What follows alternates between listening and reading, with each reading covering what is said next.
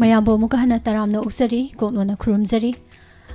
ꯂꯥꯟꯊꯣꯛꯆꯔꯤ ꯄꯨꯛꯅꯤꯡꯒꯤ ꯋꯥꯔꯣꯜ ꯊꯧꯔꯝ ꯉꯁꯤꯒꯤ ꯊꯧꯔꯝ ꯑꯁꯤꯗ ꯑꯩꯈꯣꯏꯒꯤ ꯁꯤꯖꯤꯟꯅꯖꯒꯗꯕ ꯀꯣꯟꯇꯦꯛ ꯅꯝꯕꯔ ꯑꯁꯤ 7005707808 ꯅꯝꯕꯔꯁꯤꯗ ꯀꯣꯜ ꯇꯧꯕꯤꯗꯨꯅ ꯑꯗꯣꯝꯒꯤ ꯄꯨꯛꯅꯤꯡꯗ ꯐꯥꯎꯕꯤꯕ ꯑꯄꯦꯟ ꯄꯦꯟꯗ ꯊꯧꯔꯝꯁꯤꯗ ꯁꯔꯨꯛ ꯌꯥꯕꯤꯌꯨ ꯐꯣꯡꯗꯣꯛꯄꯤꯌꯨ ꯑꯗꯨꯒ ꯄꯨꯛꯅꯤꯡꯒꯤ ꯋꯥꯔꯣꯜꯗ ꯁꯤꯖꯤꯟꯅꯕ ꯃꯃꯥꯡꯒꯤ ꯅꯝꯕꯔ ꯀꯣꯜ ꯇꯧꯕꯤꯗꯅꯕ ꯅꯣꯂꯨꯛꯆꯔꯤ 9077282001 ꯍꯥꯏꯔꯤꯕ ꯅꯝꯕꯔꯁꯤꯗ ꯀꯣꯜ ꯇꯧꯕꯤꯗꯅꯕꯁꯨ ꯅꯣꯂꯨꯛꯆꯔꯤ ꯉꯁꯤꯒꯤ ꯑꯣꯏꯅ ꯊꯧꯔꯝ ꯑꯁꯤꯗ ꯁꯤꯖꯤꯟꯅꯖꯒꯗꯧꯔꯤꯕ ꯑꯩꯈꯣꯏꯒꯤ ꯀꯣꯟꯇꯦꯛ ꯅꯝꯕꯔ 7005707808 ꯅꯝꯕꯔꯁꯤ ꯁꯤꯖꯤꯟꯅꯕꯤꯌꯨ ꯀꯣꯜ ꯇꯧꯕꯤꯌꯨ ꯑꯗꯨꯒ ꯑꯗꯣꯝꯒꯤ ꯄꯨꯛꯅꯤꯡꯗ ꯐꯥꯎꯕꯤꯕ ꯑꯄꯦꯟ ꯄꯦꯟꯗ ꯋꯥꯐꯝꯁꯤꯡ ꯑꯗꯣꯝꯒꯤ ꯈꯪꯖ ꯍꯩꯖꯕ ꯁꯦꯌꯔ ꯇꯧꯕꯤꯌꯨ ꯊꯧꯔꯝ ꯑꯁꯤꯗ ꯃꯌꯥꯝ ꯄꯨꯝꯅꯃꯛꯄꯨ ꯇꯔꯥꯝꯅ ꯑꯣꯛꯆꯔꯤ ꯇꯣꯉꯥꯟ ꯇꯣꯉꯥꯟꯕ ꯄ꯭ꯂꯦꯠꯐꯣꯝꯗ ꯋꯥꯍꯣꯡ ꯔꯦꯗꯤꯑꯣꯒꯤ ꯊꯧꯔꯝ ꯇꯥꯕꯤꯔꯤꯕ ꯑꯃꯗꯤ ꯃꯤꯠꯌꯦꯡ ꯇꯥꯕꯤꯔꯤꯕ ꯈꯨꯗꯤꯡꯃꯛ ꯏꯀꯥꯏ ꯈꯨꯝꯅꯕ ꯎꯠꯆꯔꯤ ꯑꯍꯥꯟꯕꯃꯛꯇꯗ ꯄꯨꯁꯄꯔꯥꯅꯤ ꯂꯥꯏꯁꯨꯝꯅ ꯀꯣꯜ ꯂꯧꯈꯠꯆꯒꯦ ꯊꯧꯔꯝ ꯑꯁꯤꯒꯤ ꯉꯁꯤꯒꯤ ꯑꯍꯥꯟꯕ ꯍꯜꯂꯣ ꯍꯜꯂꯣ ꯃꯤꯁ ꯑꯩ ꯆꯨꯝꯅ ꯈꯨꯡꯗꯒꯤ ꯅꯪ ꯀꯛꯀꯥꯡꯗ ꯈꯣꯡꯅꯦ ꯃꯤꯁ ꯇꯔꯥꯝꯅ ꯑꯣꯛꯆꯔꯤ ꯀꯀꯥ ꯃꯁꯤ ꯃꯤꯁꯅ ꯄꯨꯡꯒꯤ ꯋꯥꯔꯣꯜꯗ ꯐꯝꯕꯤꯕꯁꯦ ꯌꯥꯝ ꯅꯨꯡꯉꯥꯏꯖꯩ ꯑꯗꯣ ꯎꯅꯈꯤꯗꯕꯁꯨ ꯀꯨꯏꯔꯦ ꯑꯗꯣ ꯉꯁꯤꯗꯤ ꯀꯥꯟꯅ ꯈꯤꯇꯪ ꯏꯆꯥꯅ ꯐꯝꯃꯤꯉꯩꯗ ꯋꯥꯍꯩ 5-10ꯗꯪ ꯄꯨꯛꯅꯤꯡꯗ ꯐꯥꯎꯔꯛꯄ ꯋꯥꯍꯩ ꯈꯤꯇꯪ ꯍꯥꯏꯖꯅꯤꯡꯉ ꯇꯧꯖꯔꯛꯄꯅꯤ ꯃꯤꯁ ꯊꯥꯒꯠꯆꯔꯤ ꯀꯀꯥ ꯊꯝꯕꯤꯌꯨ ꯀꯔꯤ ꯀꯔꯤ ꯋꯥꯐꯝ ꯐꯣꯡꯗꯣꯛꯄꯤꯅꯤꯡꯕ ꯍꯥꯏꯕꯤꯌꯨ ꯃꯤꯁꯀꯤ ꯊꯧꯅꯥ ꯃꯑꯣꯡ ꯇꯥꯕ ꯁꯨꯝ ꯈꯟꯖꯕꯗ ꯅꯨꯡꯉꯥꯏꯖꯕ ꯋꯥꯍꯩ ꯑꯃꯅꯤꯇꯪ ꯍꯥꯏꯖꯔꯛꯀꯦ ꯑꯉꯥꯡꯒꯤ ꯊꯧꯔꯝꯗ ꯃꯤꯁꯅ ꯊꯧꯔꯝ ꯌꯥꯕꯤꯕ ꯑꯉꯥꯡꯒꯤ ꯁꯤꯡꯅꯕ ꯑꯉꯥꯡꯗꯨꯁꯨ ꯃꯥꯒꯤ ꯇꯦꯂꯦꯟꯗꯣ ꯐꯖꯅ ꯃꯤꯌꯥꯝꯗ ꯄꯤꯕ ꯇꯥꯕꯗ ꯅꯨꯡꯉꯥꯏꯖꯩ ꯑꯗꯨꯒ ꯈꯤꯇꯪ ꯁꯣꯟꯕ ꯑꯉꯥꯡꯁꯨ ꯃꯤꯁꯅ ꯄꯨꯈꯠꯅꯅꯕ ꯉꯥꯡꯕꯤꯕ ꯑꯗꯨ ꯇꯥꯕꯗ ꯌꯥꯝ ꯅꯨꯡꯉꯥꯏꯖꯩ ꯑꯋꯥꯏ ꯑꯈꯨꯝꯗꯣ ꯇꯥꯕ ꯌꯥꯝ ꯅꯨꯡꯉꯥꯏꯖꯕ ꯀꯥꯟꯅ ꯁꯨꯝ ꯃꯤꯁꯄꯨ ꯁꯨꯝ ꯊꯥꯒꯠꯆꯅꯤꯡꯅ ꯁꯨꯝ ꯇꯧꯖꯔꯛꯄꯅꯤ ꯃꯤꯁ ꯊꯥꯒꯠꯆꯔꯤ ꯀꯀꯥ ꯃꯈꯜ ꯃꯈꯜ ꯍꯥꯏꯕꯤꯌꯨ ꯀꯀꯥ ꯃꯈꯥ ꯇꯥꯕꯤꯌꯨ ꯃꯤꯁꯅ ꯇꯧꯔꯤꯕ ꯊꯕꯛꯁꯤꯡꯗꯣ ꯃꯑꯣꯡ ꯇꯥꯕꯗꯨꯕꯨ ꯃꯤꯌꯥꯝꯗꯁꯨ ꯑꯩꯅ ꯈꯪꯉꯤꯁꯦ ꯃꯣꯏꯅ ꯍꯦꯟꯅ ꯈꯪꯕꯅꯤ ꯁꯨꯝ ꯁꯤꯌꯥꯔ ꯌꯥꯖꯅꯤꯡꯕ ꯑꯗꯩ ꯃꯤꯁꯇꯁꯨ ꯁꯨꯝ ꯍꯥꯏꯖꯅꯤꯡꯅ ꯇꯧꯖꯔꯛꯄꯅꯤ ꯃꯤꯁ ꯁꯤꯗꯩꯗ ꯁꯨꯝ ꯂꯣꯏꯁꯤꯟꯖꯒꯦ ꯑꯗꯨꯒ ꯑꯇꯩ ꯑꯇꯩꯒꯤ ꯃꯊꯪꯒꯤ ꯀꯣꯂꯔꯗ ꯑꯃꯨꯛ ꯁꯤꯟꯅꯖꯒꯦ ꯃꯤꯁ ꯌꯥꯝ ꯅꯨꯡꯉꯥꯏꯖꯩ ꯀꯀꯥ ꯁꯟꯗꯣꯛꯆꯔꯤꯕ ꯊꯧꯔꯝꯁꯤꯡ ꯅꯨꯡꯉꯥꯏꯕ ꯐꯣꯡꯗꯣꯛꯄꯤꯔꯛꯄ ꯑꯩꯈꯣꯏꯗꯗꯤ ꯊꯧꯅꯥ ꯑꯃ ꯑꯣꯏꯖꯩ ꯑꯗꯨꯒ ꯀꯀꯥꯒꯤ ꯋꯥꯐꯝꯁꯦ ꯇꯥꯖꯔꯀꯥꯟꯗ ꯃꯊꯪꯗꯗꯤ ꯃꯌꯥꯝꯅ ꯅꯨꯡꯉꯥꯏꯒꯗꯕ ꯀꯔꯤ ꯑꯃꯨꯛ ꯇꯧꯕ ꯌꯥꯒꯦ ꯍꯥꯏꯕ ꯋꯥꯈꯜꯁꯦ ꯏꯁꯥꯗ ꯐꯥꯎꯔꯛꯏ ꯍꯥꯏꯇꯥꯔꯦ ꯌꯥꯝ ꯅꯨꯡꯉꯥꯏꯖꯩ ꯊꯥꯒꯠꯆꯔꯤ ꯍꯜꯂꯣ ꯍꯜꯂꯣ ꯊꯧꯕꯥꯜꯒꯤ ꯈꯪꯍꯧꯔꯛꯇꯦ ꯅꯃꯥ ꯈꯨꯝꯃꯩꯅꯦ ꯍꯥꯏꯕꯤꯌꯨ ꯏꯃꯥ ꯄꯨꯛꯅꯤꯡꯒꯤ ꯋꯥꯔꯣꯜꯗ ꯁꯔꯨꯛ ꯌꯥꯕꯤꯔꯛꯄ ꯀꯔꯤ ꯋꯥꯐꯝꯁꯤꯡ ꯊꯝꯕꯤꯒꯅꯤ ꯏꯆꯥꯅ ꯉꯁꯤ ꯄꯥꯎ ꯄꯥꯕꯁꯤꯗꯤ ꯀꯥꯏ ꯆꯠꯈ꯭ꯔꯒꯦ ꯏꯕꯨꯡꯉꯣꯕꯣ ꯉꯁꯤꯁꯦ ꯄ꯭ꯔꯣꯒꯥꯝꯁꯦ ꯁꯥꯔ ꯆꯠꯊꯣꯛꯈꯤꯕ ꯍꯥꯏꯇꯥꯔꯦ ꯏꯃꯥ ꯏꯆꯥꯅ ꯃꯍꯨꯠ ꯁꯤꯜꯂꯕ ꯊꯧꯔꯝꯁꯤꯗꯤ ꯇꯣꯛꯄ ꯌꯥꯗꯕꯅꯤꯅ ꯍꯦꯛ ꯅꯨꯡꯇꯤꯒꯤ ꯄꯨꯡꯐꯝꯁꯤꯗ ꯃꯌꯥꯝ ꯉꯥꯏꯔꯤꯕꯅꯤꯅꯀꯣ ꯅꯆꯥꯅ ꯁꯥꯔꯒꯤ ꯑꯌꯥꯕ ꯌꯥꯎꯔꯀꯥꯟꯗ ꯃꯌꯥꯝꯒꯤ ꯊꯧꯒꯜ ꯇꯧꯖꯔꯤꯕꯅꯤ ꯍꯥꯏꯇꯥꯔꯦ ꯀꯔꯤ ꯀꯔꯤ ꯑꯇꯩ ꯋꯥꯐꯝ ꯐꯣꯡꯗꯣꯛꯄꯤꯅꯤꯡꯕ ꯍꯥꯏꯕꯤꯌꯨ ꯏꯃꯥ ꯏꯆꯥꯅ ꯅꯣꯡ ꯐꯥꯗꯣꯛ ꯁꯤꯟꯕꯁꯨ ꯃꯒꯨꯟ ꯌꯥꯝ ꯂꯩꯗ ꯏꯆꯥ ꯃꯥꯒꯤ ꯃꯍꯨꯠ ꯁꯤꯟꯕꯒꯤ ꯏꯆꯥꯗꯤ ꯌꯥꯝ ꯐꯖꯩꯗ ꯑꯩꯅ ꯁꯨꯝ ꯅꯪꯅ ꯇꯧꯕꯗꯨꯗ ꯅꯋꯥ ꯅꯈꯣꯟ ꯇꯥꯅꯤꯡꯗꯅ ꯇꯧꯕꯅꯤꯗ ꯏꯃꯥꯗꯤ ꯀꯩꯁꯨ ꯍꯥꯏꯕꯁꯨ ꯍꯩꯇꯦꯗ ꯍꯣꯏ ꯁꯤꯅ ꯑꯗꯨꯝ ꯌꯥꯕꯤꯔꯕ꯭ꯔꯣ ꯏꯃꯥ ꯌꯥꯝ ꯍꯩꯔꯦ ꯃꯇꯤꯛ ꯆꯥꯏ ꯏꯕꯨꯡꯉꯣꯒꯤ ꯃꯍꯨꯠ ꯁꯤꯟꯕꯗ ꯍꯩꯔꯦ ꯍꯥꯏꯕꯗꯨꯗꯤ ꯏꯃꯥ ꯌꯥꯝ ꯋꯥꯠꯂꯤꯗ ꯐꯩꯅ ꯍꯥꯏꯕꯤꯌꯣ ꯐꯩꯅ ꯍꯥꯏꯕꯤꯌꯣꯕ ꯍꯣꯏ ꯍꯩꯔꯦ ꯍꯥꯏꯕꯗꯨꯗꯤ ꯑꯗꯣ ꯁꯨꯃꯥꯏꯅ ꯃꯍꯨꯠ ꯁꯤꯟꯕꯁꯦ ꯏꯆꯥꯈꯣꯏ ꯃꯌꯥꯝꯅ ꯃꯍꯨꯠ ꯁꯤꯟꯕ ꯌꯥꯝ ꯐꯩꯒ ꯍꯥꯏꯔꯗꯤ ꯊꯧꯅꯥꯗꯣ ꯍꯦꯟꯅ ꯀꯥꯔꯛꯑꯦ ꯍꯥꯏꯔꯤꯕ ꯌꯥꯏꯗ ꯑꯗꯨꯝ ꯏꯕꯨꯡꯉꯣꯗꯒꯤ ꯇꯥꯕ ꯂꯩꯇꯦꯗ ꯍꯩꯔꯦꯗ ꯈꯦꯠꯅꯕ ꯌꯥꯝ ꯂꯩꯅꯤꯌꯦ ꯏꯃꯥ ꯑꯗꯨ ꯌꯥꯝ ꯅꯨꯡꯉꯥꯏꯖꯩ ꯊꯥꯒꯠꯆꯔꯤ ꯏꯃꯥ ꯄꯨꯛꯅꯤꯡ ꯊꯧꯒꯠꯄꯤꯕꯀꯣ ꯏꯃꯥ ꯑꯩꯈꯣꯏ ꯃꯌꯥꯝꯅ ꯁꯧꯒꯠꯄꯤꯕ ꯑꯗꯨꯒ ꯁꯥꯔꯅ ꯂꯩꯔꯤꯕ ꯀꯩꯅꯣ ꯄꯣꯖꯤꯁꯟꯁꯤꯗ ꯑꯩꯈꯣꯏꯁꯨ ꯅꯣꯡꯃꯗꯤ ꯁꯣꯏꯗꯅ ꯁꯥꯔꯒꯤ ꯃꯈꯥ ꯇꯥꯔꯛꯄꯗ ꯃꯇꯨꯡ ꯇꯥꯔꯛꯄꯗ ꯑꯗꯨꯃꯛ ꯁꯥꯔꯅ ꯈꯨꯠ ꯄꯥꯏꯔꯒ ꯆꯤꯡꯈꯠꯄꯤꯔꯛꯀꯗꯧꯔꯤꯕꯅꯤ ꯌꯥꯝ ꯅꯨꯡꯉꯥꯏ ꯄꯨꯛꯅꯤꯡ ꯊꯧꯒꯠꯄꯤꯕꯒꯤ ꯏꯁꯩ ꯈꯟꯕꯅ ꯃꯔꯣꯝ ꯍꯩꯔꯤꯕ ꯊꯝꯃꯣ ꯏꯃꯥ ꯊꯝꯃꯒꯦ ꯃꯇꯨꯡꯒꯤ ꯑꯃꯨꯛ ꯅꯨꯡꯉꯥꯏꯖꯩ ꯊꯥꯒꯠꯆꯔꯤ ꯏꯃꯥ ꯑꯩꯈꯣꯏ ꯃꯌꯥꯝꯅ ꯅꯨꯡꯁꯤꯕꯤꯕꯒꯤ ꯄꯪꯊꯥ ꯊꯥꯒꯠꯄꯤꯕꯅꯤ ꯑꯗꯨꯕꯨ ꯂꯩꯔꯤꯕ ꯄ꯭ꯂꯦꯠꯐꯣꯝꯁꯤꯗꯗꯤ ꯑꯩꯈꯣꯏꯒꯤ ꯈꯪꯒꯗꯕ ꯍꯩꯖꯤꯟꯒꯗꯕ ꯃꯌꯥꯝ ꯑꯃ ꯇꯝꯒꯗꯕ ꯃꯌꯥꯝ ꯑꯃ ꯂꯩꯔꯤ ꯊꯦꯡꯅꯔꯒ ꯈꯪꯉꯛꯀꯗꯣꯔꯤꯕꯅꯤ ꯆꯠꯂꯒ ꯈꯪꯉꯛꯀꯗꯣꯔꯤꯕꯅꯤ ꯑꯗꯨꯕꯨ ꯃꯌꯥꯝꯒꯤ ꯊꯧꯖꯥꯜ ꯁꯤꯃꯁꯨ ꯌꯥꯝ ꯆꯥꯎꯋꯦ ꯍꯥꯏꯇꯥꯔꯦꯀꯣ ꯑꯩꯈꯣꯏꯅ ꯇꯧꯖꯔꯤꯕ ꯊꯕꯛ ꯊꯧꯔꯝꯁꯤꯗ ꯃꯌꯥꯝꯒꯤ ꯁꯄꯣꯔꯠ ꯌꯥꯎꯗꯅ ꯊꯕꯛꯁꯦ ꯑꯩꯈꯣꯏꯅ ꯃꯥꯏ ꯄꯥꯛꯅ ꯆꯪꯁꯤꯟꯕ ꯉꯝꯃꯣꯏꯗꯧꯔꯤꯕꯅꯤ ꯉꯁꯤꯒꯤ ꯊꯧꯔꯝꯗ ꯁꯤꯖꯤꯟꯅꯖꯔꯤꯕ ꯑꯩꯈꯣꯏꯒꯤ ꯀꯣꯟꯇꯦꯛ ꯅꯝꯕꯔ 7005707808 ꯍꯥꯏꯔꯤꯕ ꯅꯝꯕꯔꯁꯤꯅꯤ ꯑꯗꯨꯒ ꯅꯍꯥꯟ ꯃꯈꯩ ꯁꯟꯗꯣꯛꯆꯕ ꯁꯤꯖꯤꯟꯅꯖꯕ ꯀꯣꯟꯇꯦꯛ ꯅꯝꯕꯔꯗꯨꯗꯗꯤ ꯀꯣꯜ ꯇꯧꯕꯤꯗꯅꯕ ꯅꯣꯜꯂꯨꯛꯆꯔꯤ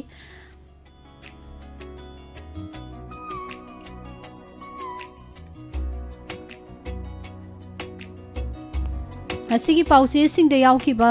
ꯃꯔꯨꯑꯣꯏꯕ ꯄꯥꯎꯁꯤꯡꯀꯣ ꯁꯤꯡꯕꯨꯔꯣꯏ ꯇꯝꯕꯨꯔꯣꯏꯁꯤꯡꯅ ꯁꯔꯨꯛ ꯌꯥꯗꯨꯅ ꯃꯦꯔꯥ ꯍꯥꯎꯆꯣꯝꯒꯤ ꯀꯨꯝꯍꯩ ꯄꯥꯡꯊꯣꯛꯈꯤꯕ ꯋꯥꯍꯩ ꯑꯣꯏꯅ ꯇꯥꯕ ꯑꯗꯨꯒ ꯗꯥꯏꯔꯦꯛ ꯊꯧꯔꯝꯁꯤꯕꯨ ꯌꯥꯎꯕ ꯑꯗꯨꯒ ꯁꯔꯨꯛ ꯌꯥꯔꯨꯕ ꯃꯌꯥꯝ ꯑꯃ ꯑꯗꯨꯝ ꯂꯩꯔꯦ ꯑꯗꯨꯒ ꯗꯦꯜꯂꯤ ꯁ꯭ꯇꯦꯁꯟ ꯇꯧꯔꯤꯕ BJPꯒꯤ MLAꯁꯤꯡꯒꯤ ꯃꯤꯐꯝꯁꯨ ꯄꯥꯡꯊꯣꯛꯈ꯭ꯔꯦ ꯃꯤꯐꯝ ꯑꯁꯤꯗ BJPꯒꯤ ꯂꯦꯖꯤꯁꯂꯦꯆꯔ ꯄꯥꯔꯇꯤꯒꯤ ꯂꯤꯗꯔ ꯈꯟꯕꯗꯤ ꯉꯝꯈꯤꯗ꯭ꯔꯦ ꯍꯥꯏꯕ ꯋꯥꯐꯝ ꯐꯣꯡꯗꯣꯔꯛꯄ ꯌꯥꯎꯔꯤ ꯖल जीवन मिशन की मखादा थादरखिबा लुपा करोड़ 1,192 रोल सगुन तौख्रे है वफम यावरी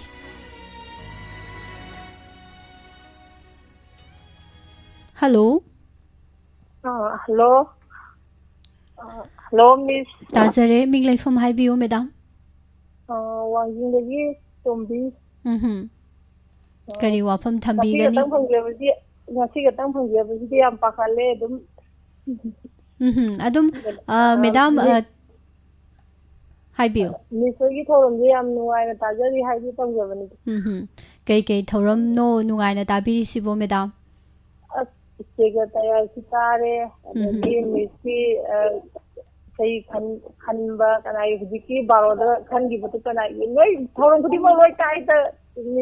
hoi yam nuai अदो ते कई करी फोंदोक पिनिंग लेबीगे अदो अखोय अमुक फोन इसे खनबि फोन फंगेदा बुदु ngasi तंजाजाना मिसना फमबदा तौबदा फंगरे याम हरामजरे अदो तारी हाइजगे तौबनि साम नुवाइना होय अदो मैडम इसे खनबा कॉल तौरगा फंगदसु मेसेज तदी खलकपदी याइको अदुदी हाइपिए अदो आंगांग सिंग अदुम अनकपदा लेबा आंगांग अमा तौरगा सिगी सैदो इगो हायगा अखोइगी नंबर दुदी अदुम लेबनिना बको हाय थौरमसिदा सिजनैबा नंबर सिदानी अदुम लेबनिना मैडम ना पामीबा इसैदो तकलाव हायरगा मिंग लेफमदो तक्तंग हायरगा को लोइरे अदो येंबियो मैडम मतुंग तारकपदा होय मतुंग तंगा साबदो अदुम तंगा साबदो येंजरके थौरम येंजरके अदुम पछि हायरगा थमजरगे याम नुवाइना ताजरी थौरम गुदि मलोना नुवाइजै मैडम मैडम खोई ma'am ताजरी हाइदना खंगन बिरकप yam नुवाइजै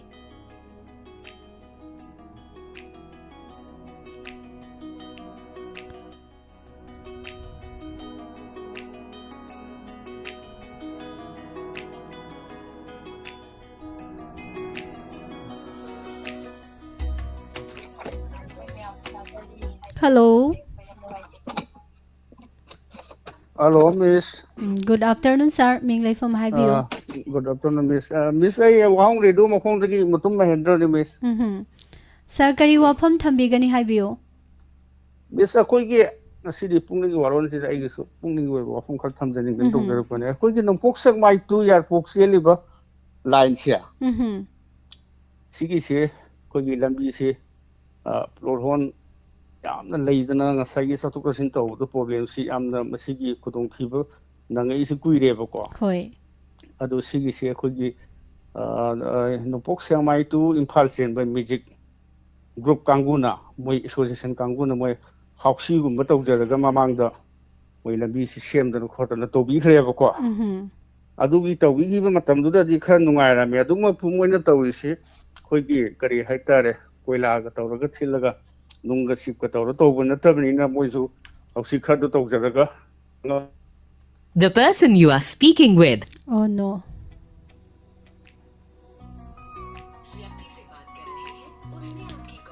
Call se hold the sangre lambi matang oiduni sar Mahendra na thambi base ado ngasi gi matam gi wafam da su lambi gi matang da di ko Manipur gi oina di afaba lambi ai je karam bano na khandok pada khandok ni hai leitre hai dana su yam marik chumna matam gi wafam da su ngasi pan gi baduni ado ki matik Manipur gi khwai da gi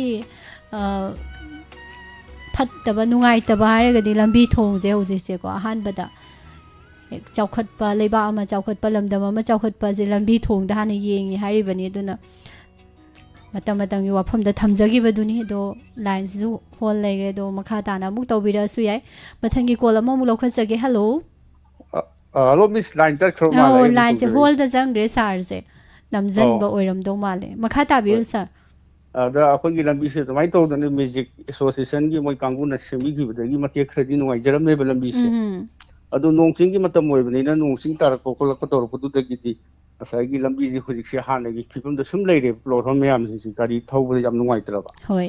अदुना मु कमाई तौगे हंदक से अखोगी नुपोक सेंगमाय to यारपोक से music अदगी ओक्टो मोय association कांगुना मु हाउसी अमा तौबिरगा सेमगनी हाइदना लंबी सेमननबगिदमक मोयसु साइगी सतो सिन तौबद गाड़ी की याम नुंगाइतबा अमा गाड़ी सोपोपनबा अदुगिदम खलगा हाउसी म तौबिगरे अदुगा लंबी सेमने द हुजु हुजु मक्ति सेमबिद्रि अदो यामना नुंगसिबा हाइतारे मोइना तौरिबा वाखलोनस होय अदुना लंबी सि याम थुना खदो रगा सो होय सेमबिरकनी हाइबगी थाजबदु लई अदुना समाइ तौदना अखोइगी अतोप मरी लेनबा डिपार्टमेंट सिंग अमदि मरी लेनबा कोइ कंसर्न केनोसिंग सिना होय लोकल एमएलए करी क्राम यामदि सेमबिद्रगसु कोई सुमाई तौदना अखोइगी लंबी सिदे चेंजरिबा कोई गाड़ी एसोसिएशन नगा सेमजबगी केनोसी यामना पेंजबा हाइतारे होय अदुना अदो मसिमंगनदि याम कुइदे सांगा सकदबबुदि नते अदुमबु सुमाई तौदना सेमनि खोकने गान तौदना तौबिरकसिमदि यामना थागचै हाइबा वाफम से आइगी पुंगदगी ngasi पुंगनि वारमसिन थमजबने याम नुगाइजे वाफम सिना लोइबिरेको सारदुदे लोइसिन जरगे मिस ngasi गिदि अतै तोपदो खुदुंग सा बिजरगे होय थागसरी सर खनबगी लोइबा खंबा नाइररोय दोबा टॉपिक अमखक ओय लंबी थोंगी मतंग से माइके खुदिंगिनी दुना मसा मसा की कोई लेकाय लेकाय की क्लब की दुगा लेइबा प्रजा मयामदगी एक चटपा यामलक्तदन सिजिनबसी यामलक्तदना पुथोकनरगा अदुम मफम जगह अतोप अतोपदसु दुम लंबी सेमजनबगी थौदो अदुम लेइतबा नते अदुम लेरिबनी तुमाय तौदना अखोइगी एसोसिएशन सिंग पुनसिनदना को लंबी सेमजिले काबो काबो सतपददी दुम नुंगाइबदी ओइनी हानगी फिबमदुदा अदुम थंबबुदी काबो काबो सेमजिनबसिसु दुम नुंगाइ हाइजरिबा hello Hello, good afternoon, Miss. Good afternoon, sir. Mingli from Haibiyo. I Wangdingdagi Premjit. Sir, Premjit kari wafam thambigani. Sir, aikoigi madam aikoigi disable gi aisa tagi changmam thokpodo. Masi kenona social welfare na tharakada jangasi bhaguda account da changaktaba. Saku bumaya ju osalakla मरी लेरबसिंग ताबी रग अंत पैसा जे अंत संगन बिरोना अंत हाइजगे तो वफम से खक्तना लोइबिरब्रो अदा कोगी सुमांग लीलागी सैजिंग जे सारदा हंगजबदा खरा रिकॉर्ड नुंगाइ तब क्वालिटी खरा नुंगाइ तब लई हायबको होय अदु याम चुम्मे अदुना सुमांग लीलागी सेसकपा सेसकपुजिंग जे मरोल अमतंग फेस टू फेस दा ꯎꯅꯕꯤꯕꯒꯤ ꯈꯨꯗꯣꯡꯆꯥꯕ ꯂꯩꯔꯒꯗꯤ ꯑꯃꯨꯛꯇꯪ ꯎꯅꯕꯤꯔꯒꯗꯤ ꯌꯥꯝ ꯅꯨꯡꯉꯥꯏꯖꯒꯅꯤ ꯌꯥꯝ ꯅꯨꯡꯉꯥꯏꯖꯩ ꯁꯥꯔ ꯁꯣꯏꯗꯅ ꯆꯪꯁꯤꯜꯂꯛꯄ ꯌꯥꯕ ꯇꯧꯕ ꯌꯥꯕ ꯊꯕꯛ ꯑꯃꯈꯛꯅꯤꯀꯣ ꯑꯗꯨꯕꯨ ꯇꯣꯉꯥꯟ ꯇꯣꯉꯥꯟꯕ ꯊꯕꯛ ꯊꯧꯔꯝ ꯃꯌꯥꯝ ꯑꯃ ꯀꯣꯏꯆꯦꯟ ꯆꯦꯟꯕ ꯂꯩꯕꯅ ꯍꯥꯏꯇꯥꯔꯦ ꯃꯌꯥꯝꯒꯤ ꯑꯄꯥꯝꯕꯁꯦ ꯑꯗꯨꯝ ꯈꯨꯗꯛꯀꯤ ꯑꯣꯏꯅ ꯄꯤꯕ ꯉꯝꯗꯕꯁꯨ ꯑꯗꯨꯝ ꯂꯥꯛꯏ ꯑꯗꯨꯕꯨ ꯃꯇꯝꯅ ꯁꯣꯏꯗꯅ ꯄꯨꯔꯛꯀꯅꯤ ꯈꯟꯖꯩ ꯁꯥꯔ ꯌꯥꯝ ꯅꯨꯡꯉꯥꯏꯖꯩ ꯑꯄꯥꯝꯕ ꯐꯣꯡꯗꯣꯛꯄꯤꯔꯛꯄꯀꯣ ꯊꯥꯒꯠꯆꯔꯤ ꯃꯦꯗꯥꯝ ꯌꯥꯝ ꯅꯨꯡꯉꯥꯏꯖꯩ ꯊꯦꯡꯛ ꯌꯨ ꯃꯊꯪꯒꯤ ꯀꯣꯂꯔꯗ ꯑꯃꯨꯛ ꯈꯨꯗꯣꯡꯆꯥꯕ ꯄꯤꯖꯔꯤ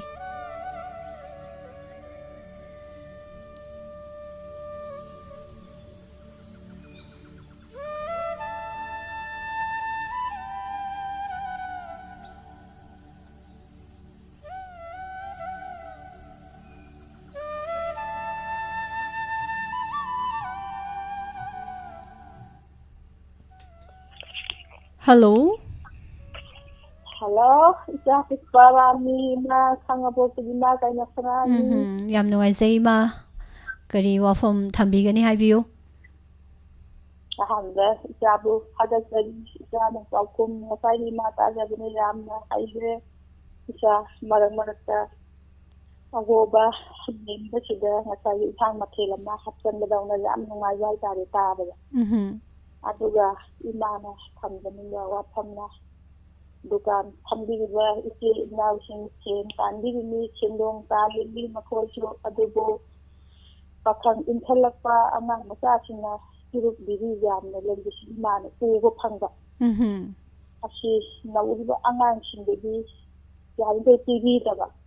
hoi wasum nawuba angang singbi tv imana pamje daba idare aduga Jimmy tung the Jumbian or a table Macorina, Saka Samba, Hidaja Samba, Doga, Asiga,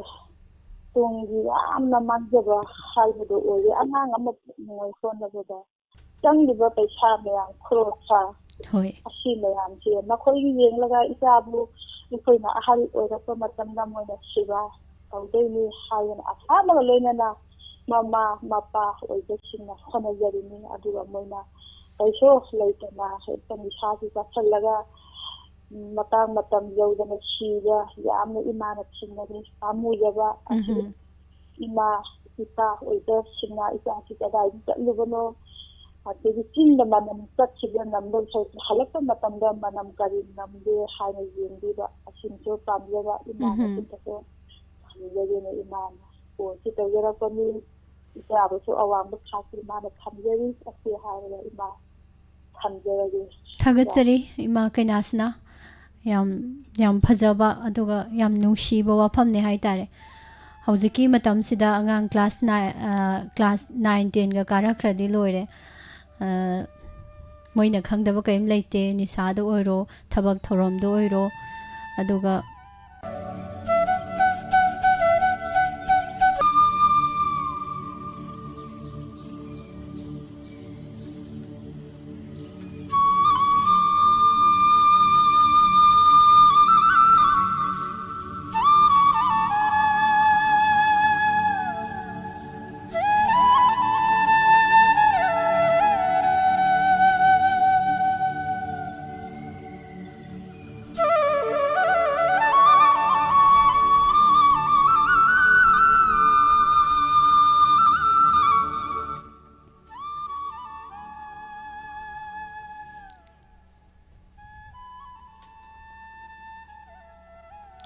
Tharom sida internet na khajiktam khudong sa daba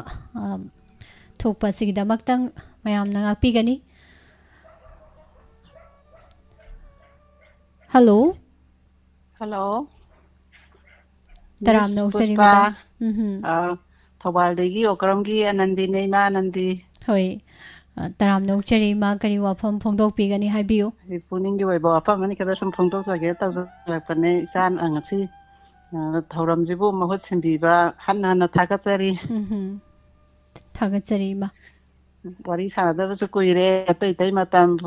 isai khanba orama made phone phangamdra aduna dum ta bai sarukta oira hatare aduga aina sum ai pungningi sum ai wakhalol hatare khoi gi program se nidangi ꯑꯩꯈꯣꯏꯒꯤ entertainment program ꯑꯗꯒꯤ ꯏꯁꯩ ꯁꯛꯅ ꯁꯤ ꯃꯌꯥꯝ ꯊꯝꯃꯤꯗꯅ ꯍꯣꯏ ꯁꯤꯒꯤ ꯃꯔꯛꯁꯤꯗ ꯁꯨꯝ ꯃꯔꯛꯇꯁꯨ ꯂꯩꯇꯅ ꯁꯤꯅ ꯈꯤꯇꯪ ꯀꯛꯊꯔꯒ ꯑꯩꯒꯤ ꯋꯥꯈꯜꯂꯣꯟꯅꯤꯀꯣ ꯑꯩꯒꯤ ꯁꯨꯝ ꯐꯣꯡꯗꯣꯛꯆꯕꯩ ꯋꯥꯅꯤꯀꯣ ꯁꯤꯃꯛꯅ ꯍꯦꯛ ꯀꯩꯅꯣ ꯇꯧꯒꯅꯤ ꯍꯥꯏꯕꯒꯤ ꯋꯥꯐꯝꯕꯨꯗꯤ ꯅꯠꯆꯗꯦꯀꯣ ꯑꯗꯨꯒ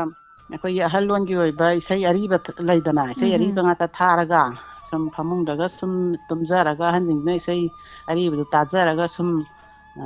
ꯄꯣꯊꯥꯖꯕꯒꯤ ꯍꯥꯏꯇꯥꯔꯦ ꯑꯗꯨꯒꯨꯝꯕ ꯑꯃꯁꯨ ꯁꯨꯝ ꯍꯥꯞꯆꯤꯟꯍꯟꯅꯤꯡꯕ ꯍꯥꯏꯇꯥꯔꯦꯀꯣ ꯑꯗꯨꯝꯕꯁꯨ ꯁꯨꯝ ꯍꯥꯞꯆꯤꯟꯍꯟꯅꯤꯡꯉꯦ ꯑꯗꯨꯒ ꯍꯣꯏ ꯇꯌꯥꯏꯕꯨꯗꯤ ꯑꯗꯨꯝ ꯂꯩꯖꯔꯦ ꯑꯗꯨꯅ ꯑꯍꯟꯁꯤꯡꯁꯤꯅꯁꯨ ꯀꯨꯏꯅ ꯉꯥꯏꯕꯗꯨ ꯉꯝꯖꯗꯕꯩ ꯍꯥꯏꯇꯥꯔꯦ ꯑꯇꯩ ꯄ꯭ꯔꯣꯒꯥꯝꯕꯨꯗꯤ ꯑꯗꯨꯝ ꯃꯌꯥꯝ ꯁꯟꯗꯣꯛꯆꯔꯤ ꯃꯔꯛꯁꯤꯗ ꯈꯤꯇꯪ ꯃꯤꯁ ꯑꯣꯏꯅꯒ ꯁꯥꯔ ꯑꯣꯏꯅꯒ ꯈꯟꯅꯕꯤꯔꯒ ꯑꯗꯨꯝ ꯍꯥꯞꯆꯤꯟꯕꯤꯔꯒꯗꯤ ꯌꯥꯝ ꯑꯍꯟꯁꯤꯡꯗꯁꯨ ꯌꯥꯝ ꯅꯨꯡꯉꯥꯏꯖꯒꯗ꯭ꯔꯥ ꯁꯨꯝ ꯐꯣꯡꯗꯣꯛꯆꯔꯛꯏꯅꯤꯗ ꯑꯗꯒꯤ ꯌꯥꯝ ꯅꯨꯡꯉꯥꯏꯖꯩ ꯍꯧꯖꯤꯛ ꯏꯃꯥ ꯑꯩꯈꯣꯏ ꯑꯗꯩ ꯃꯤꯁꯅꯒ ꯄꯥꯎ ꯄꯥꯕ ꯑꯗꯩ ꯄ꯭ꯔꯣꯒꯥꯝ ꯁꯟꯇꯣꯛꯏꯕ ꯃꯌꯥꯝꯁꯦ ꯂꯣꯏꯅ ꯅꯨꯡꯉꯥꯏ ꯑꯗꯒꯤ ꯑꯃꯠꯇ ꯇꯥꯕ ꯂꯩꯇꯦ ꯑꯗꯒꯤ ꯑꯩꯈꯣꯏ ꯀꯩꯅꯣꯒꯤ ꯅꯣꯡꯃꯥꯏꯖꯤꯡ ꯅꯨꯃꯤꯠꯀꯤ ꯑꯍꯟꯁꯤꯡꯒꯤ ꯂꯩꯗꯅ ꯄ꯭ꯔꯣꯒꯥꯝ ꯑꯃ ꯊꯝꯕꯤꯔꯤꯗꯅ ꯅꯨꯡꯊꯤꯟꯒꯤꯗꯣ ꯑꯗꯨꯃꯁꯨ ꯑꯩꯈꯣꯏꯒꯤ ꯈꯤꯇꯪ ꯈꯟꯅꯔꯒ ꯍꯥꯏꯇꯥꯔꯦ ꯑꯩꯗꯤ ꯅꯨꯃꯤꯗꯥꯡꯒꯨꯝꯕꯗ ꯑꯩꯒꯤ ꯋꯥꯈꯜꯂꯣꯟꯗ ꯁꯨꯝ ꯐꯣꯡꯗꯣꯛꯆꯕ ꯋꯥꯅꯤꯀꯣ ꯅꯨꯃꯤꯗꯥꯡꯒꯨꯝꯕꯗ ꯁꯨꯝ ꯑꯍꯟꯁꯤꯡꯗꯤ ꯂꯩꯗꯅ ꯑꯌꯨꯛ ꯅꯨꯡꯊꯤꯟꯁꯤ ꯊꯕꯛꯁꯦ ꯆꯠꯊꯣꯛꯅꯕꯅ ꯑꯌꯥꯝꯕ ꯁꯨ ꯑꯣꯏꯕ ꯑꯗꯒꯤ ꯁꯔꯨꯛ ꯌꯥꯖꯅꯤꯡꯕꯁꯨ ꯃꯌꯥꯝ ꯑꯃ ꯌꯥꯗꯅ ꯐꯪꯗꯕ ꯂꯩꯔꯤꯅꯦꯕ ꯑꯗꯨꯒꯨꯝꯕꯒꯤꯁꯨ ꯐꯪꯉꯒꯗꯤ ꯌꯥꯝ ꯅꯨꯡꯉꯥꯏꯖꯒꯗ꯭ꯔꯥ ꯈꯟꯖꯕ ꯅꯨꯃꯤꯗꯥꯡꯁꯤꯗ ꯑꯃꯨꯛꯇꯪ ꯁꯤꯟꯗꯣꯛ ꯁꯤꯟꯖꯤꯟ ꯇꯧꯔꯒ ꯊꯝꯕꯤꯔꯒꯗꯤ ꯑꯩꯒꯤ ꯄꯨꯛꯅꯤꯡꯗ ꯁꯨꯝ ꯈꯟꯖꯕ ꯍꯥꯏꯇꯥꯔꯦ ꯑꯗꯨ ꯁꯨꯝ ꯐꯣꯡꯗꯣꯛꯆꯔꯛꯏꯅꯦ ꯌꯥꯝ ꯅꯨꯡꯉꯥꯏꯖꯩ ꯏꯃꯥ ꯐꯖꯕ ꯋꯥꯐꯝ ꯉꯥꯛꯇꯅꯤꯀꯣ ꯑꯊꯦꯡꯕꯗ ꯂꯩꯔꯤꯕ ꯑꯍꯜ ꯂꯃꯟꯁꯤꯡꯅ ꯑꯔꯤꯕ ꯏꯁꯩ ꯇꯥꯕꯒꯤ ꯅꯨꯡꯉꯥꯏꯕꯁꯦ ꯔꯦꯗꯤꯑꯣ ꯑꯗꯨꯝ ꯌꯥꯎꯔꯛꯄꯗꯒꯤ ꯑꯗꯨꯝ ꯃꯌꯥꯝꯒꯤ ꯐꯤꯗꯕꯦꯛ ꯍꯥꯏꯇꯥꯔꯦꯀꯣ ꯑꯊꯦꯡꯕꯗ ꯔꯦꯗꯤꯑꯣ ꯇꯥ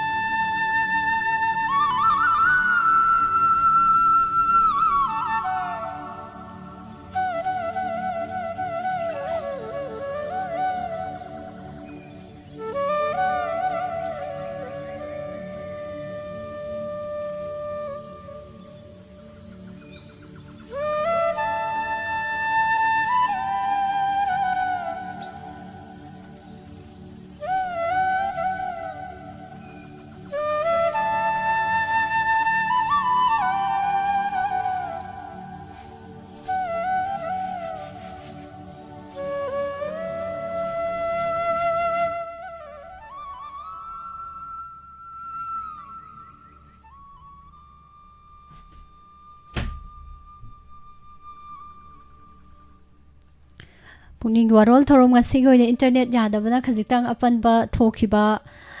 ꯃꯌꯥꯝ ꯋꯥꯔꯧꯕꯤꯔꯣꯏ ꯑꯗꯨ ꯃꯈꯥ ꯇꯥꯔꯛꯄ ꯃꯤꯅꯤꯠ 5-10 ꯈꯨꯗꯣꯡꯆꯥꯕ ꯀꯣꯂꯔꯁꯤꯡꯒꯤ ꯈꯨꯗꯣꯡꯆꯥꯕ ꯄꯤꯖꯒꯦ ꯑꯗꯨꯒ ꯂꯥꯏꯚ ꯆꯥꯠꯇ ꯂꯦꯡꯁꯤꯟꯕꯤꯔꯤꯕ ꯃꯌꯥꯝ ꯇꯔꯥꯝꯅ ꯑꯣꯛꯆꯔꯤ ꯊꯥꯒꯠꯄ ꯐꯣꯡꯗꯣꯛꯆꯔꯤ ngasi ꯀꯣꯂꯔꯁꯤꯡ ꯂꯧꯈꯠꯄꯁꯤꯡ ꯏꯟꯇꯔꯅꯦꯠ ꯌꯥꯗꯕꯅ ꯀꯣꯜꯁꯤ ꯂꯧꯈꯠꯆꯔꯒ ꯊꯝꯖꯕꯅꯦ ꯑꯗꯣ ꯑꯃꯨꯛ ꯍꯟꯅ ꯀꯣꯜ ꯇꯧꯕꯤꯔꯛꯎ ꯍꯜꯂꯣ ꯍꯜꯂꯣ ꯇꯔꯥꯝꯅ ꯑꯣꯛꯆꯔꯤ ꯃꯤꯡ ꯂꯩꯐꯝ ꯍꯥꯏꯕꯤꯌꯨ ꯅꯣꯡꯄꯣꯛꯂꯣꯝꯗꯒꯤ ꯏꯃꯥ ꯖꯥꯃꯤꯅꯤ ꯏꯆꯥ ꯏꯃꯥ ꯈꯪꯉꯤꯕꯣ ꯏꯃꯥ ꯀꯔꯤꯒꯤ ꯈꯪꯗꯅꯤ ꯍꯥꯏꯕꯤꯌꯨ ꯀꯔꯤ ꯀꯔꯤ ꯐꯣꯡꯗꯣꯛꯄꯤꯒꯅꯤ ꯏꯃꯥ ꯏꯆꯥꯗ ꯉꯁꯤ ꯄꯨꯛꯅꯤꯡ ꯋꯥꯔꯣꯜ ꯇꯧꯕꯁꯤꯗ ꯏꯃꯥꯁꯨ ꯇꯧꯔꯛꯏꯅꯤ ꯌꯥꯝ ꯅꯨꯡꯉꯥꯏ ꯏꯆꯥ ꯍꯣꯏꯅ ꯇꯧꯔꯤꯕ ꯊꯧꯔꯝꯁꯤꯡꯁꯦ ꯇꯥꯕꯗ ꯏꯃꯥ ꯍꯣꯏꯗꯤ ꯄꯦꯜꯂꯤꯖꯥꯠꯅꯤꯀꯣ ꯅꯣꯛꯄꯗ ꯁꯤꯒꯦ ꯇꯧꯋꯦ ꯊꯥꯡꯖ ꯅꯨꯃꯤꯠꯀꯥꯗ ꯅꯣꯛꯄꯗ ꯌꯥꯝ ꯅꯨꯡꯉꯥꯏ ꯏꯆꯥ ꯇꯧꯖꯔꯤꯕ ꯈꯔꯁꯤꯗꯒꯤ ꯍꯦꯟꯕ ꯏꯃꯥ ꯀꯔꯤ ꯀꯔꯤꯒ ꯇꯧꯍꯟꯅꯤꯡꯕꯒ ꯂꯩꯇ꯭ꯔꯕ꯭ꯔꯣ ꯑꯝꯇ ꯇꯧꯍꯟꯅꯤꯡꯕꯗꯤ ꯂꯣꯏ ꯇꯧꯍꯟꯅꯤꯡꯉꯤ ꯃꯤꯅ ꯏꯆꯥ ꯇꯧꯔꯤꯒ ꯑꯗꯨꯝ ꯄꯦꯜꯂꯤꯗ ꯏꯃꯥ ꯍꯣꯏ ꯌꯥꯝ ꯅꯨꯡꯉꯥꯏꯖꯩ ꯑꯗꯨꯕꯨ ꯍꯦꯟꯅ ꯇꯧꯖꯔꯛꯀꯦ ꯍꯦꯟ ꯇꯧꯔꯣ ꯃꯌꯥꯝꯒꯤ ꯅꯨꯡꯉꯥꯏꯅꯕ ꯃꯍꯥꯚꯥꯔꯠꯀꯤ ꯑꯗꯨꯒ ꯋꯥꯔꯤꯒꯗꯨꯗ ꯅꯨꯡꯉꯥꯏꯔꯤꯕ ꯀꯩꯅꯣꯒꯤ ꯔꯥꯃꯥꯌꯟꯒꯤ ꯀꯔꯤ ꯅꯕꯥꯅꯤꯅ ꯅꯍꯥꯟ ꯃꯍꯥꯚꯥꯔꯠꯀꯤꯗ ꯀꯩꯅꯣ ꯇꯧꯕꯗꯣ ꯅꯨꯡꯉꯥꯏꯌꯦꯕ ꯇꯥꯕꯗ ꯑꯗꯨꯝ ꯅꯣꯛꯄꯗ ꯁꯤꯒꯦ ꯇꯧꯋꯤ ꯐꯣꯟ ꯇꯧꯕꯗ ꯁꯨꯡꯐꯪ ꯐꯪꯗꯦ ꯑꯩꯁꯨ ꯅꯣꯛꯑꯦ ꯍꯥꯏꯇꯥꯔꯦ ꯑꯗꯨꯏ ꯃꯇꯥꯡꯗꯣ ꯃꯤꯁ ꯅꯤꯝꯂꯥꯅ ꯍꯦꯛ ꯇꯧꯊꯣꯔꯛꯄꯁꯤꯗꯤ ꯍꯦꯛꯇ ꯅꯣꯛꯅꯤꯡꯉꯛꯄꯅ ꯍꯦꯛꯇ ꯍꯥꯜꯂꯦ ꯑꯗꯨꯅꯦ ꯁꯥꯔꯗ ꯐꯥꯒꯤꯗꯣꯏꯅꯦ ꯏꯃꯥ ꯁꯣꯔꯣꯖꯤꯅꯤꯒꯤ ꯃꯍꯥꯚꯥꯔꯠꯀꯤ ꯁꯤꯔꯤꯁ ꯑꯃ ꯇꯧꯒꯗꯕꯗꯣ ꯁꯥꯔ ꯅꯤꯝꯂꯥ ꯑꯩꯈꯣꯏꯅꯤ ꯇꯧꯔꯒꯦꯅ ꯐꯥꯒꯤ ꯇꯧꯔ ꯍꯥꯏꯅꯦ ꯌꯥꯝ ꯅꯨꯡꯉꯥꯏꯀꯣ ꯏꯃꯥ ꯊꯥꯒꯠꯆꯔꯤ ꯑꯇꯩ ꯋꯥꯐꯝ ꯐꯣꯡꯗꯣꯛꯄꯤꯒꯗ꯭ꯔꯥ ꯍꯥꯏꯕꯤꯌꯨ ꯍꯣꯏ ꯑꯗꯨꯒꯅꯦ ꯏꯆꯥ ꯍꯣꯏꯒꯤ ꯊꯧꯔꯝꯁꯤꯡꯁꯦ ꯏꯃꯥ ꯍꯣꯏꯗꯤꯅꯦ ꯆꯥꯕꯗ ꯑꯩ ꯀꯩꯅꯣꯝ ꯍꯥꯏꯒꯦ ꯇꯧꯔ ꯀꯥꯎꯊꯣꯛꯈ꯭ꯔꯦ ꯁꯤ ꯀꯩꯅꯣꯝ ꯍꯥꯏꯒꯦ ꯅꯤꯡꯁꯤꯡꯉꯝꯃꯦ ꯑꯗꯨꯒ ꯀꯥꯎꯈ꯭ꯔꯦ ꯍꯌꯦꯡ ꯍꯥꯏꯔꯛꯑꯒꯦ ꯍꯣꯏ ꯍꯦꯛ ꯊꯣꯛꯄꯅꯤ ꯂꯩꯇꯣꯟꯗ ꯂꯩꯕ ꯒꯥꯏꯗꯣ ꯍꯥꯏꯒꯦꯗꯤ ꯈꯜꯂꯒ ꯋꯥꯔꯤ ꯃꯀꯣꯛ ꯀꯥꯎꯈꯤꯕ ꯑꯗꯒꯤ ꯏꯁꯩ ꯁꯛꯀꯦ ꯈꯜꯂꯒ ꯏꯁꯩ ꯃꯀꯣꯛ ꯀꯥꯎꯈꯤꯕ ꯃꯌꯥꯏꯇ ꯅꯤꯡꯁꯤꯡ ꯂꯩꯕ ꯑꯗꯨꯝ ꯊꯣꯛꯄꯅꯤ ꯏꯃꯥ ꯑꯗꯨ ꯅꯨꯡꯉꯥꯏꯖꯩ ꯏꯃꯥꯅ ꯄꯨꯛꯅꯤꯡ ꯊꯧꯒꯠꯄꯤꯕ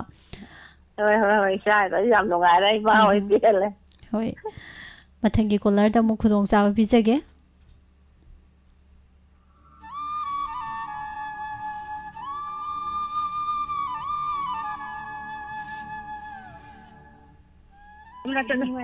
Hello. Hello. Hello.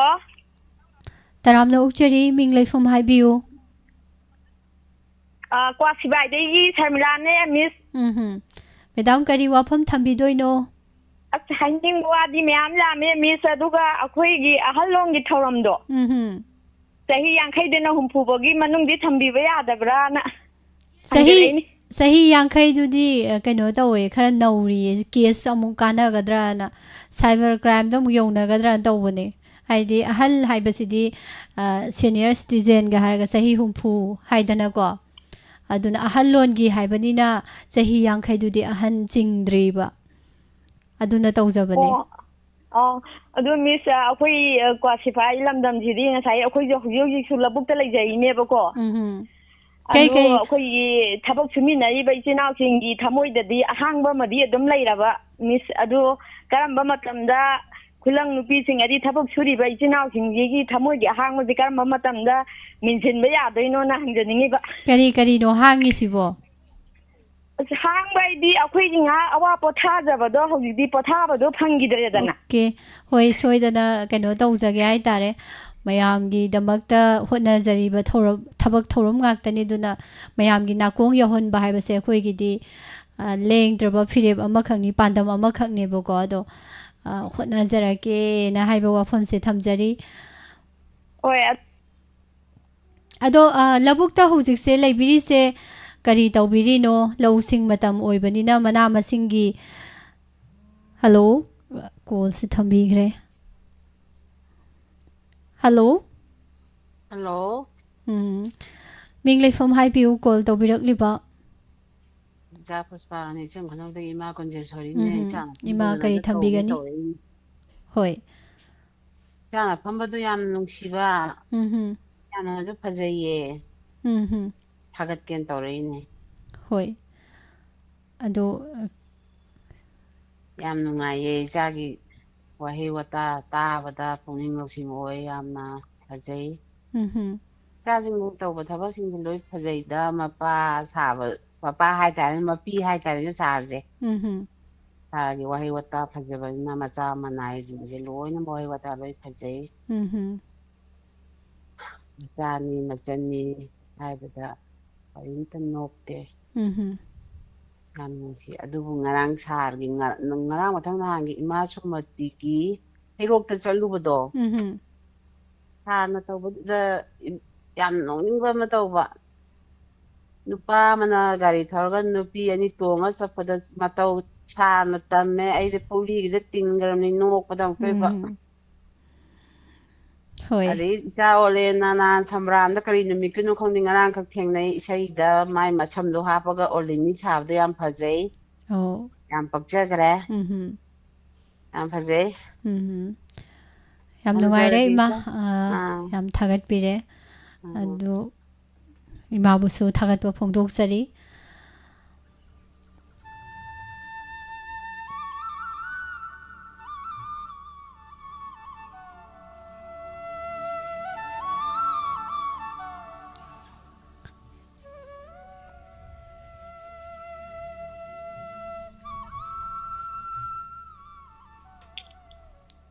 Hello. Hello. Taramno uchari ming lai from Haibio. Phone tàu giờ đấy vậy lore bam hidrom samane. Ima kari wafam thambi gani pokningi warol sida. Ai kari gumam ta hangkase ke tàu bane meda. Haibio. Kai no ne ba angang thorom numai jing budi angang thorom tàu budo. Ada phone number do. Akoina tàu yu wona ra jana si number 807 loi buje meda. Hoi. Si da dum tàu bra ai ni si da tàu ye ba do hata ko dingi tàu budo. Busy da dum ai ba adu da sum tàu da rakone meda. Sigi number sida nebo ko ima dum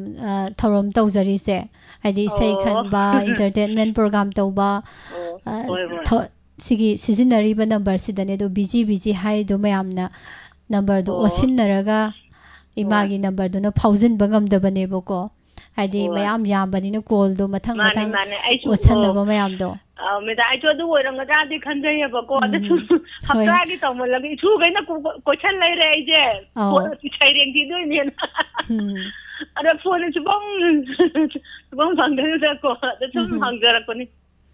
Hoi adu ima no matang sabada ko suksoi soiduna ngahan ge sungphang phangdaba angang sing khak kayam leirige na yengbagi khudong sabada su adum pirake aduda chu gai tong mo phangde ba aina tawanin dana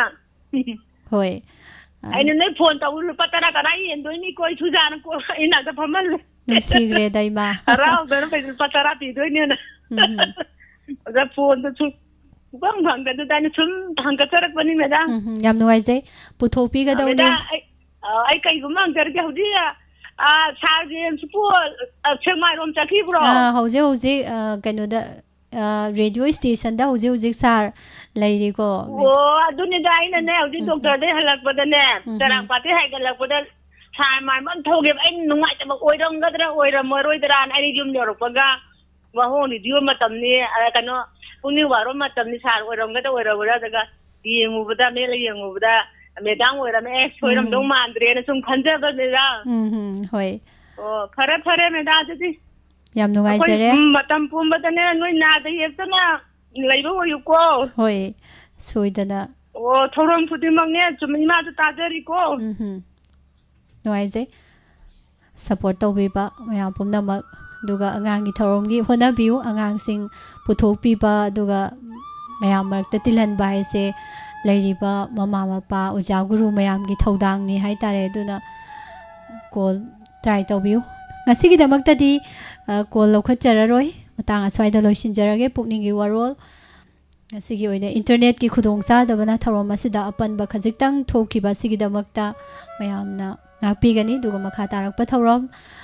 mathangi page ta radio channel da duga tv channel sing da makha tana mo saruk yabiu thamjari ba program sing matam gi matung inna dumak mayam da mit na kong sing ba ba ngai hak po tha ba ba thorom sing lan thok na ba hona jage mayam na support to bole pi ganu umna makpu na thaga chiri ngasigidamakta pukningi warol matang aswai da loisinjare pusparani lai somna mukha na mayambu khurumjare